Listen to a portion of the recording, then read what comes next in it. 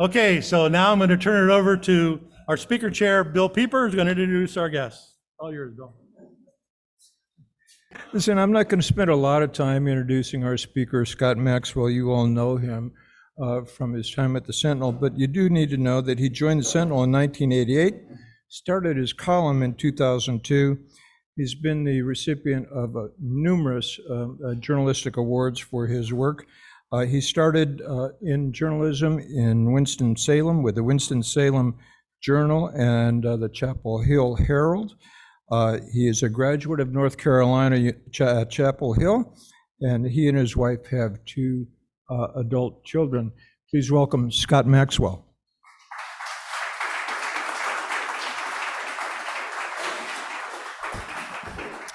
Thank you, Bill. Considering some of the things I wrote about Visit Orlando about 20 years ago, that was extra gracious.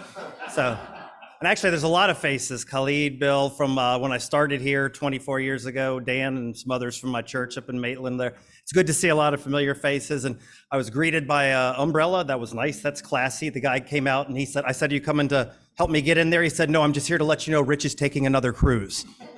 Apparently, everybody needs to know that before they can even walk through here. But it's a pleasure to be here with you. Bill said that you guys wanted to have someone from the Sentinel, and I'll be honest, you didn't have many choices left. I mean, it's me, Bianchi, or the janitor.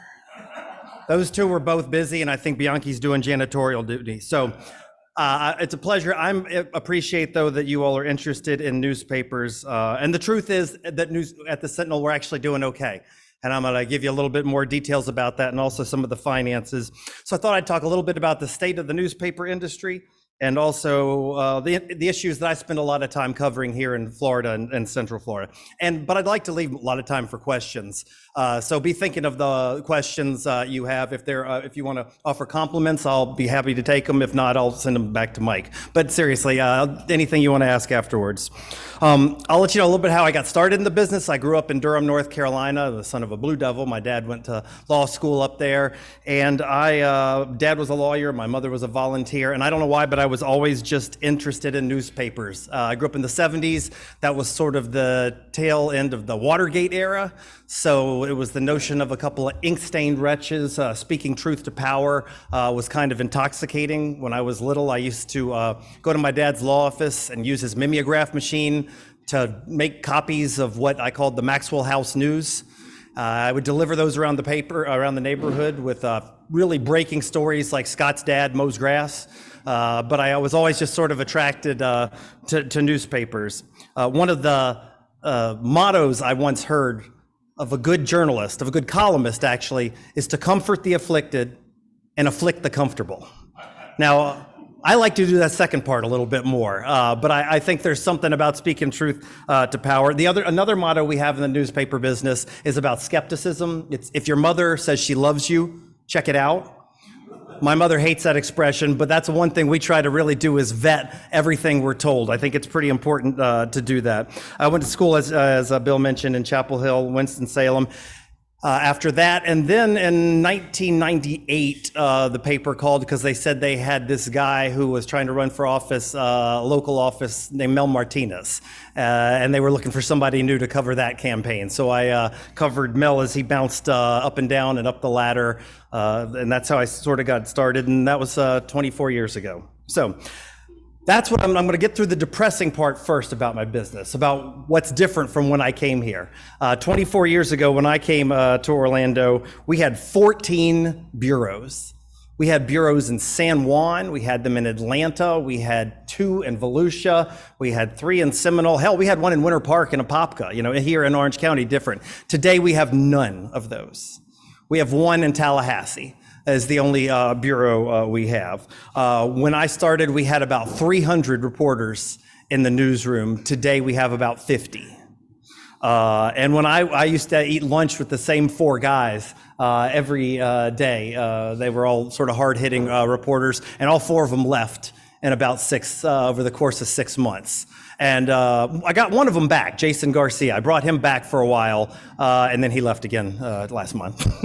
So, and the reason a lot of people who have left this business is because it is not terribly stable. They leave for job markets that are more stable, less work, candidly. I start most days around 4 in the morning and wipe and finish around 9 at night. So there's things you can do that are a little bit easier. The other professions you get raises, and we haven't had a whole lot of that. And the reason newspaper industries have been hit, they're sort of multifold. Like I told you, I'm gonna get the boring, sad stuff out of the way first. It started with the internet.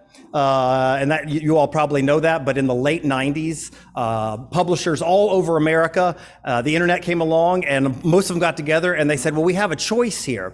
Why don't we put everything that we've always charged people for? You couldn't get the newspaper without subscribing, and put it online for free and see which way people would like to consume their news. And people chose free.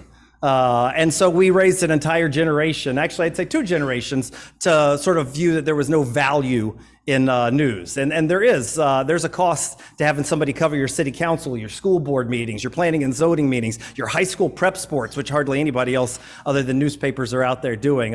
All that thing takes money. So they made some bad decisions. One major newspaper in America never made that decision. You all may know which one that is.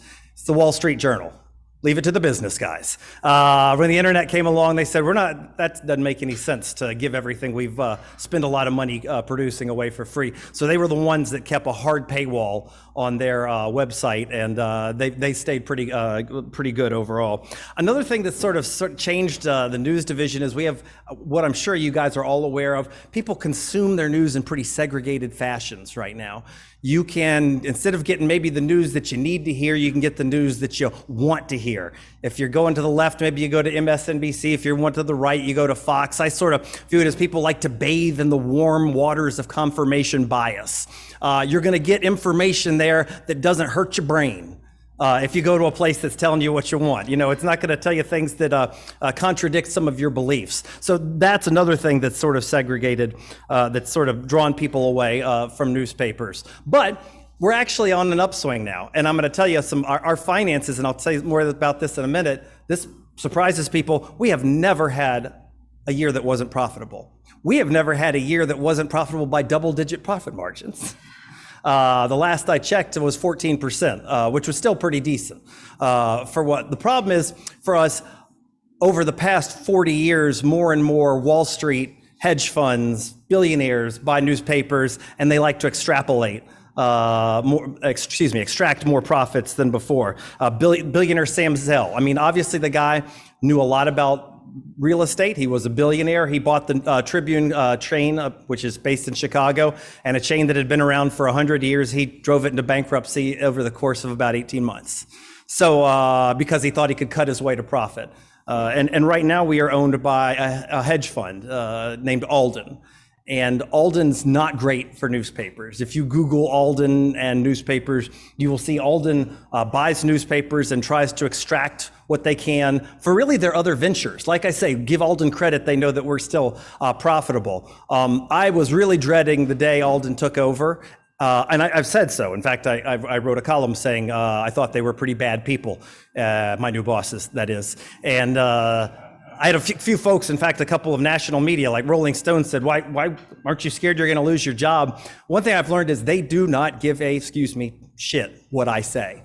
I am just a piece on a chessboard for a company like Alden. As long as I'm doing my job, they don't really care about the editorial decision. They're not there to squash things. And that's one thing I know people often ask about the newspaper is we have seen no editorial change since Alden took over our hedge fund. What we have seen a change in, and I've already talked with one member about this, is they're not investing. And the number one place I'm seeing that at the Sentinel is our circulation department. It stinks right now. I stopped counting on about the 500th email I got from people who were paying for their paper and simply not getting it. And that's a problem. And they'll tell you it's a labor market problem, and that's true. Everybody's got a labor market problem, but labor markets are just about supply and demand. If you don't have enough people coming to your jobs, you're not offering to pay them enough. So that's a solvable problem. There are problems that we have trouble. Ukraine, Russia, that's complicated. This would be solvable. Right now, our owners aren't investing much in circulation, so our print subscribers are plummeting. The good news is our online subscribers are skyrocketing. In fact, Orlando happens to be the fastest growing circulation in the Tribune chain, which also includes Baltimore, Chicago, Fort Lauderdale, and some others, another one in New York. So when we were being sold, what I hoped for was that a local owner would buy us. I think papers are best performed when they are owned by the people who live in the community. And we actually had a guy step up. I had multiple meetings with him, and he met with people in Chicago, and he offered a solid amount of money. I mean, it was more than we were worth. And they said no. And the problem was because we continue to be profitable. So that's sort of the problem with us doing well financially, is that the folks who want to extract it keep doing that. So that's the crappy stuff. Now I'll tell you some of the good stuff about why I've stayed. And the reason I've been stayed is because I love what I do. I get to write about shady politicians. I get to highlight worthy nonprofits. I get to spotlight important issues. At least once a week, I get to have a reader tell me I have shit for brains. All of that is really rewarding. But I do get to hear from some fascinating people, and readers do not hold back. I've learned that through the years. But I mentioned the nonprofits. That is one of the things I really like most about this job. People are good at heart. You guys know that. This organization is good at heart. You're motivated by wanting to do good. I think when you tell people a way they can help, I have been so moved by how often people are moved to respond. I've written about good causes and had somebody say, the next day, somebody walked in with $50,000 and said, "We read what you're doing and making a difference." And this wasn't the most amount, but I once had a guy just drop off an envelope of $1,000 cash in the Sentinel lobby. And my wife and I had a great vacation. No, I'm just kidding. No, I mean, he had read about a family that I'd written about, and the amount of trust that has for somebody to leave without even a name to have cash. I'm meeting with somebody this afternoon about a nonprofit leader who wants to invest about $20 million in this community next year. That's really rewarding. You all responded. I think you all, with the Valencia vocational program, I think there are more people that want to do good in the world than there are bad. I think some of the people who are loudest out there profit off of dividing, but I've been really rewarded by seeing that. So that's probably one of the most rewarding things I like about what I do. I focus primarily on local and state issues, and that is because I believe this planet has more than enough people screaming about Donald Trump and Joe Biden. I don't think anybody cares what I think. I don't think there's anybody who's undecided on Donald Trump, right? Like there's nobody in Altamont Springs who wakes up and goes, you know what, I'm not quite sure. I wonder what Maxwell has to say. That's going to make up my mind on that. There are more than the people being gas bags about Donald Trump and Joe Biden. I want to be your local gas bag. I want to bloviate about things that nobody else is bloviating about, but where I think I can make a difference. So I write about things like shady deals at the airport, where lobbyists are pulling strings, conflicts of interest at the blood bank, and it's the Expressway Authority. Those are things that I'll tell you we've had some real impact on. There were arrests and indictments and even some prison sentences with some of that stuff, and they were stuff that nobody else was writing about. And there are great people doing good work in TV and radio, but there are not other organizations that are sitting through the procurement committee meeting and reading through sifting through the LLC dark money records like we've been looking through to figure out where the money's actually coming in a state Senate race. I like, and I also like pulling the layers back on an onion to understand why legislation is happening, and money is usually at the bottom of all that. And that's why I want to give you two examples of that. Money just motivates almost everything in politics, as you know, but particularly in Tallahassee. And I think the most eye-opening experience I had with that was a few years ago. There was a timeshare bill, and the legislators filed a bill that said if a timeshare company made a mistake in a contract, the buyer couldn't get out of it. Now think about that for a minute. What they were doing was buyers were saying, hey, wait a minute, this is a bad deal. Fortunately, there's a flaw in the contract. I can break it. The timeshare industry said, crap, that's a problem for us. So they went to the legislature and they said, if there's an error in the contract made by the timeshare industry, that's not a reason for breaking the contract. Yeah, right. Except I said, what the? And then right after that, So you go and start looking at all these things, and you think, my philosophy on this is I don't like a lot of legislators, but I don't think they're born evil, right? And I don't think any of them got elected saying, I want to go to Tallahassee because I want to make education better, I want to improve the economy, and I want to screw people on their timeshare contracts. As it turned out, both of the sponsors got big money from the timeshare industry. I don't need to mention any of their names. One of them is Eric Eisnagel. He's now a DCA judge. But I asked him at that point in time, Representative Eisnagel, can you name me one person? This state has 21 million people. Can you name me one person, one of constituent, who said, I'd like this bill passed?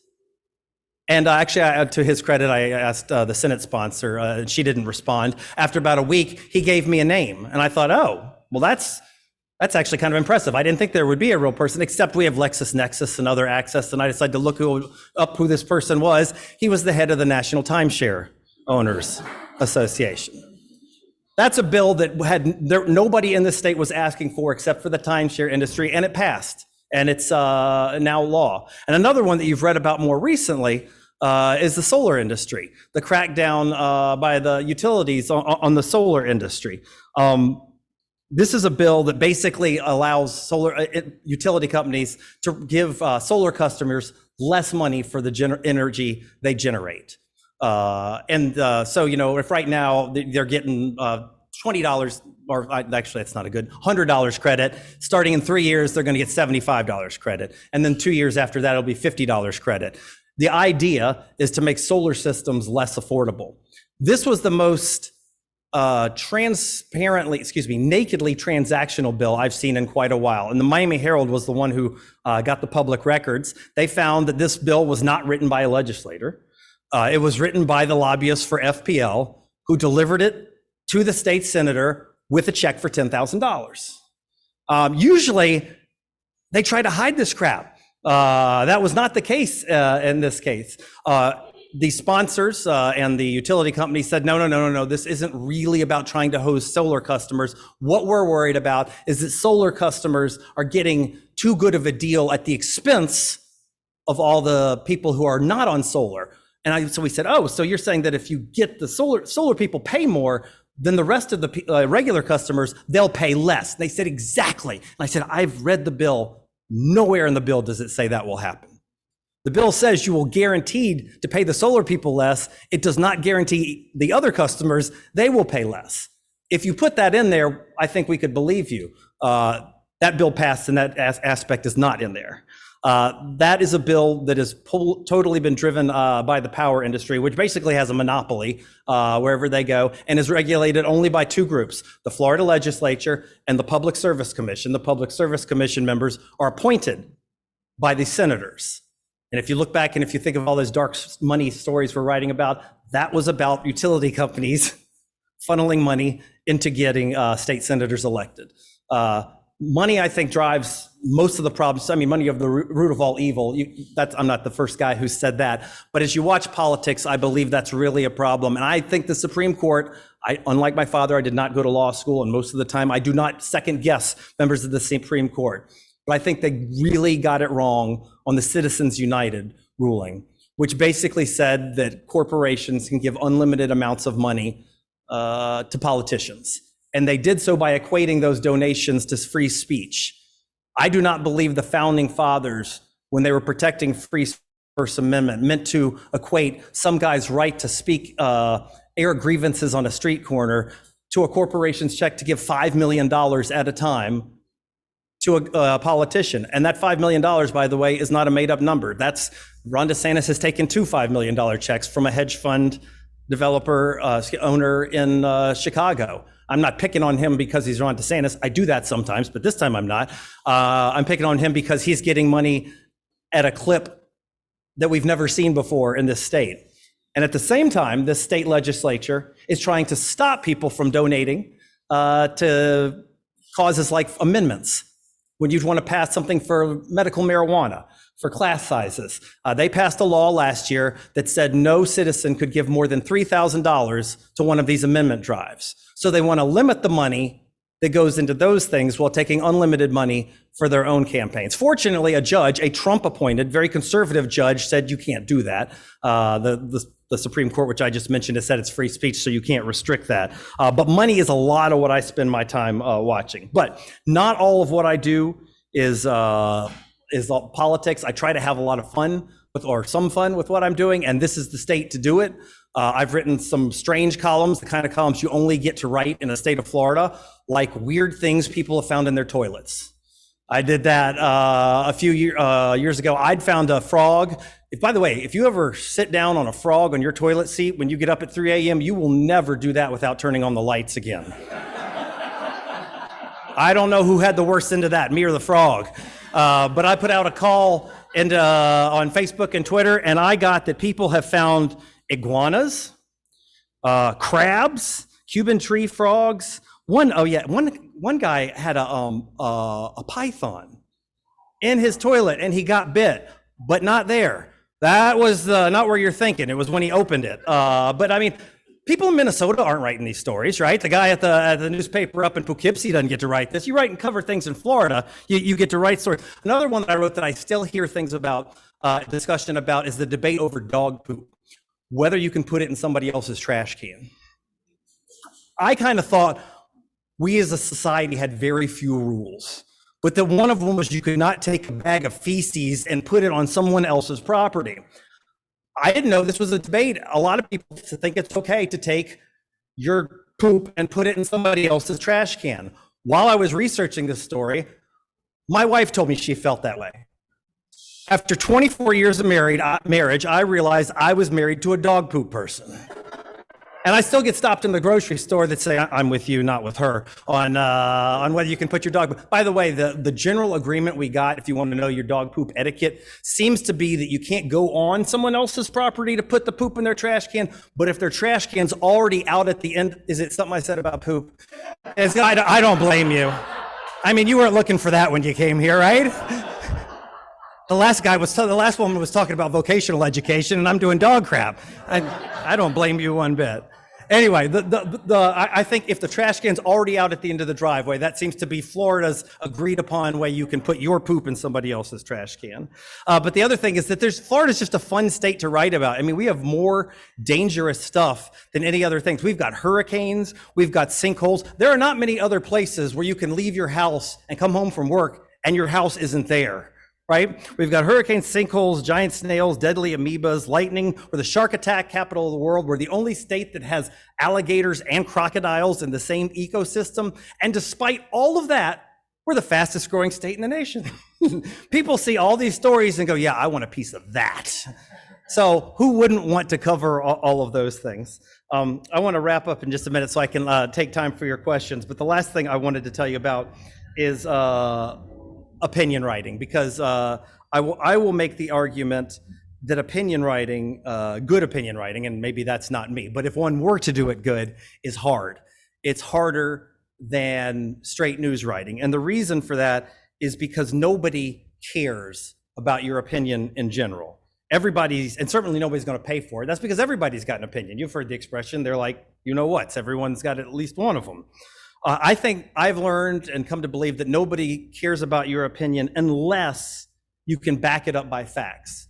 Lots and lots of facts, and probably with information that people have never heard before. And one of the things I think opinion writers have to do is they have to address legitimate opposition to their arguments in the column and be pretty well briefed on it, which is also the way good lawyers try to do it. I wrote a column not too long ago about I thought the day for secrecy in grand juries was over. I believe that practice had outlived its purpose. And I think the highest profile example was Jeffrey Epstein. That case, it's never been clear about how he got off because we don't know what prosecutors said to that grand jury down there to begin with to let him go. I think after everything has been played out, and all the facts are been settled, that the public is entitled to know what prosecutors said to grand jurors. The reason I mentioned that, when I started to write the column, the very first thing I did was read about 5 different legal arguments, papers about why it should stay secret. Because I'm going to write a better column if I can address what those criticisms are. And most importantly, I would rather hear the best argument against what I'm saying before I published the column than after, because wait, wouldn't that suck, right? If somebody comes and gives me the best argument, I go, oh yeah, you're right. I probably shouldn't have written that column. And I have changed my mind on a couple of occasions. But in general, I believe in newspapers. I believe we're one of the last bastions that has a wide variety of opinions. I mean, if you want to write a piece about why I'm a Nimrod, my company will spend a lot of money giving you space in either a letter to the editor, or if you're really witty, a full guest column about why I shouldn't have my job. We have columns from the left, we have pieces from the right. I don't think there are as many places getting that as other places. But the last thing I wanted to say about the newspapers is, I mentioned the left and the right. That's really the minority of what we do. I write a column 3 times a week. There's an editorial in the paper each day. 90% of what goes into our paper has nothing to do with that. They are the people like our county reporter, Steve Hudak, who are writing about how they're going to build a new animal shelter after there was a fire down there. They're the people like Leslie Postal, who's been covering schools for us for going on 30 years now, who's going to write about which schools need to be built to serve different neighborhoods. They're the ones like Kevin Spear, our environmental reporter, who will paddle the entire St. Johns River to look at the pollution and how it's changed and how the creatures are being affected by that. 90% of what you're seeing in the paper is just that kind of stuff. And I'm glad that we still have that. And while this business is not what it was when I started, I still believe in what we do. And so that's a good part of why I stuck around and why I'm appreciative for those of you who subscribe and who are interested in what we do. So that's all I had to say today. Thanks.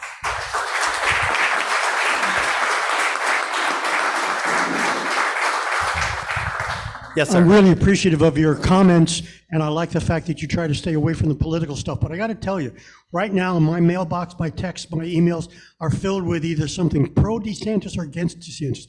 Does the newspaper, or forget the newspaper, what's your considered opinion about the stuff that's going on regarding DeSantis as the next hero of the world? So you thank me for not mentioning politics and then ask me to step right in the middle of it, huh? Yeah, I'm not a big fan of Ron DeSantis, and I think anybody who's read my column has probably got that. I'm not a big fan because I think he's smarter than what he plays on. He has passed any number of completely unconstitutional laws, like the one I just mentioned, telling you that you can't donate to an amendment campaign for smaller class sizes. He signed that. That law threatened to put you in prison if you did that. That's something dictators would like. And he didn't do it alone. The legislature did it along with him. But I think there's been like 5 laws that judges from both sides, once again, the one who invalidated that was a Trump-appointed Pam Bondi working for attorney. I think they know these things are not constitutional. They've also been pretty bad at hiding records. We've sued repeatedly and repeatedly won, never lost for public access to public information. We shouldn't have to sue for access to public information. But if you don't have a newspaper, you won't have anyone who does. And the last reason, since you asked, and you're gonna make me get mugged on the way out of here, is I believe the governor stokes a lot of division. I mean, he signed a proclamation declaring the transgender swimming in Georgia not the official winner on Tuesday. I understand that's an issue that's reasonable people can have a debate on, but there's no reason for the governor of Florida to wade into that unless he's trying to stoke division, I would argue. He has his press secretary on a regular basis calling the people who oppose the education bill, equating them to pedophiles. I mean, like dozens of times. I don't think that's particularly helpful. We talk about culture wars. I think Tallahassee spent a lot more time wrapped up in culture wars than dealing with problems that I think need dealing with. Just to give you one, there are 20,000 families, disabled families with special needs on the waiting list for services in this state. When Jeb Bush was the governor of this state, that waiting list was down to 0. The state has the ability to serve those families. Right now, the average family has to wait 7 years. There are children who get diagnosed with profound disabilities who die before they ever get the therapy, the respite services they need. I'd rather see Tallahassee deal with those things than do another bathroom bill on transgender issues. Sorry to hear you feel that way about our future vice president. Oh, I think president maybe. Anyway, a political subject that you did bring up was that corporate spending is free speech. I agree, that's kind of ridiculous. But what is your opinion about news organizations calling themselves social media that cut off the Hunter Biden story as false Russian disinformation when the New York Times this week admitted that, yes, the laptop is real. Do you think that they had a right to cut off free speech saying it was disinformation when that was a lie? I think you've asked a good question that's a little bit complicated. I believe that social media organizations have a right to do whatever they want with their platforms, frankly. And I think that you as consumers have a right to say, forget you, Twitter or Facebook or Instagram or Snapchat, and go on to something. I think if somebody pays for their platform, now whether they should is a different issue than whether it's a legal right. I don't want government telling media what they can and can't print. And that's another bill that's already been shot down that the legislature in DeSantis passed. They passed a bill that says every social media platform, oh God, this one pisses me off. Yeah, they passed a bill that said every social media platform is prohibited from ever censoring anything a politician said. It could be a lie, it could be pornographic, it could be slander. They said they had to leave that up. First of all, a judge ruled that they couldn't pass that law because it's unconstitutional. But you know my favorite part of that law? They applied that law to every social media company except any social media company that also owns a theme park. It's actually what the law said. And the judge said, are you kidding me? And that was because Disney had lobbyists that did it. I will tell you this, that I have questions about the Hunter laptop story. I also, though, do not think it's been totally written. And I don't think that one's ended yet. So we'll see more about that. Yes, sir. Scott, I enjoy reading your column, number one. Don't Thank always you. agree, but enjoy reading it. My So, wife doesn't either. over the 24 years, have you or your wife or family been seriously threatened, or what have you, people, you write a lot of things that ticks people off, so what happens in that regard? Yeah. Yes, there's been like the weird ones and there's been the serious ones. Like the weird ones have only been a couple, like actual physical things, and they were from a couple of mentally disturbed folks. But I've had politicians absolutely threaten me. I've had a wife of a politician call me and tell me that if you don't stop writing about my husband, he's going to tell everyone about your affair. And I said, but I haven't had an affair. And she said, he doesn't care, he's going to do it anyway. And I did not stop writing about that politician, and he did try to make something out of that. That's just one example. That's not personal harm, but yeah, I've gotten that on more than one occasion. But yes, sir. Thank you for the entertaining program. So I have two questions. One's Yes, sir. quick and a bit silly. Have you ever covered a Florida Man article, the infamous Florida Man? Look, all right, give me your second one while I think about that one. Sure.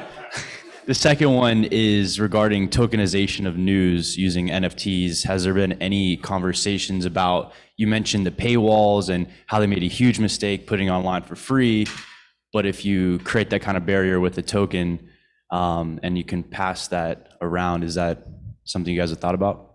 That is possible. And first of all, I need to profess ignorance. I mean, in fact, if you can give me a good 30-second primer on NFTs afterwards, I'll stick around and listen to you. I've read a lot, but I think we will get there.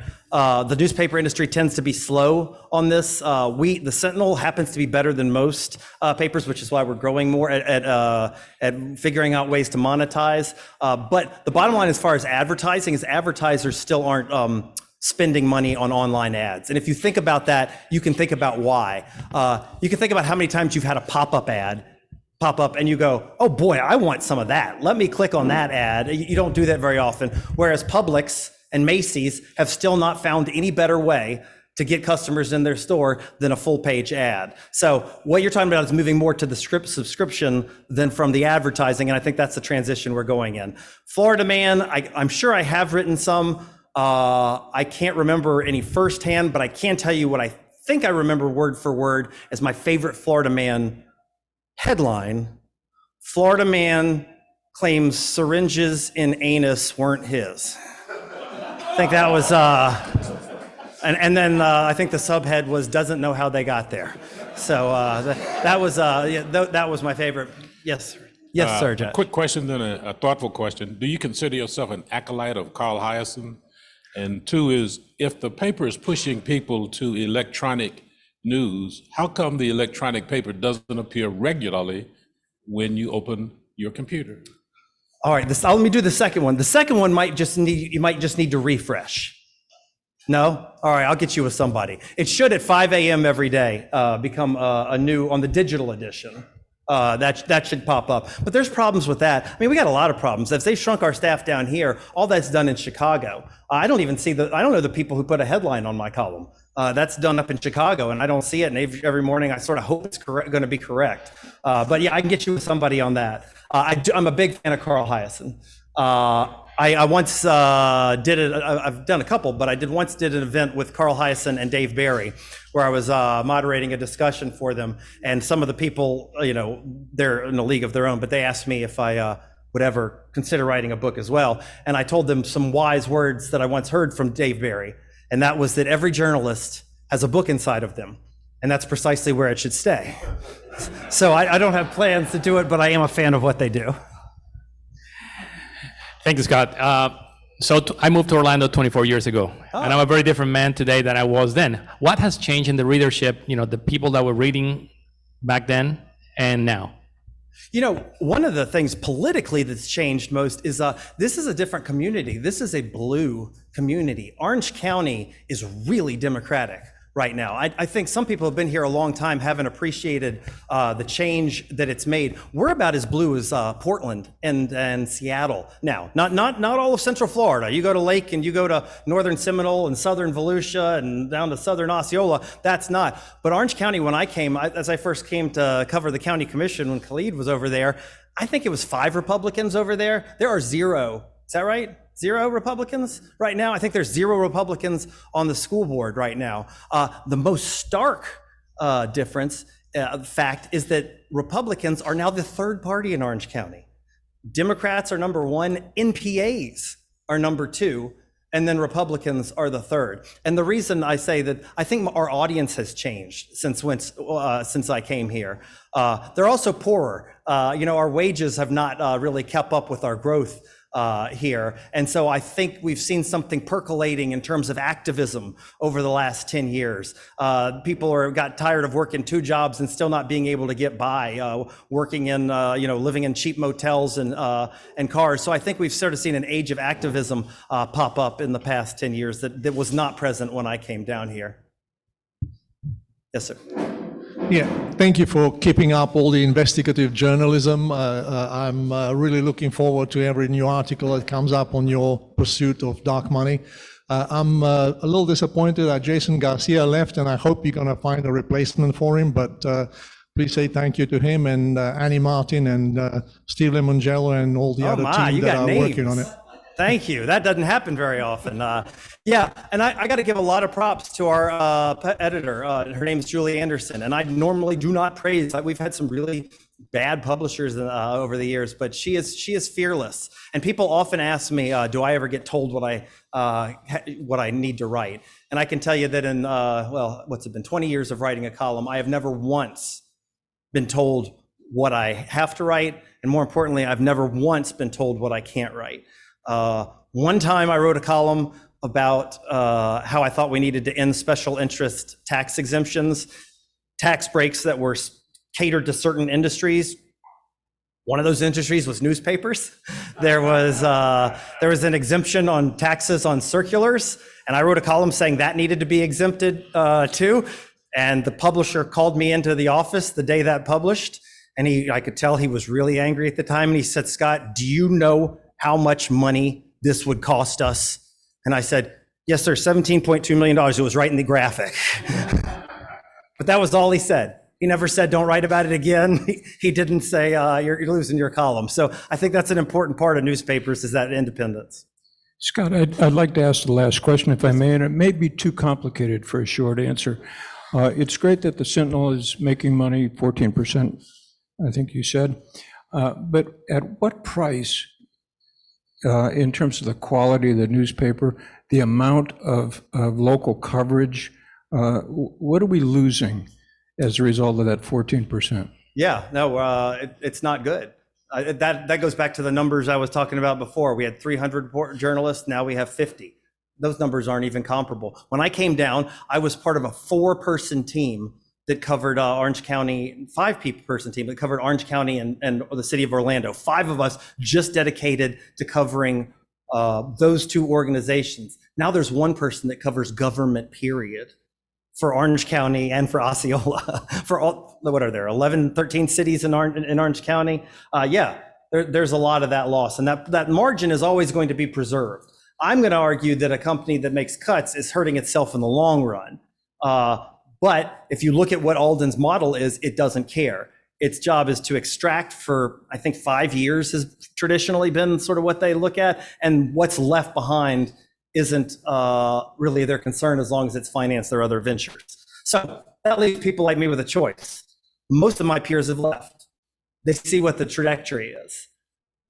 I still believe in what we do. I still believe that if we weren't doing it, there wouldn't be many other people doing it. And I really feel, I'm not trying to be corny, I feel blessed to get to interact with so many different people and hear so many different viewpoints and be involved in so many good organizations. I've made a decision to stick around. I sort of view myself as, I'm not good enough to be the captain of the Titanic, but you know the guys who are playing Near My God to Thee? That's, I think I'm on the cello or the viola. So I've sort of reckoned outside myself what's going down with this ship, but it may not be that bad. I think we're still doing good work, is the best we can with the staff we have, like the dark money. No other paper in the state's been covering that as aggressively, but yeah, it has suffered and I wish we had more.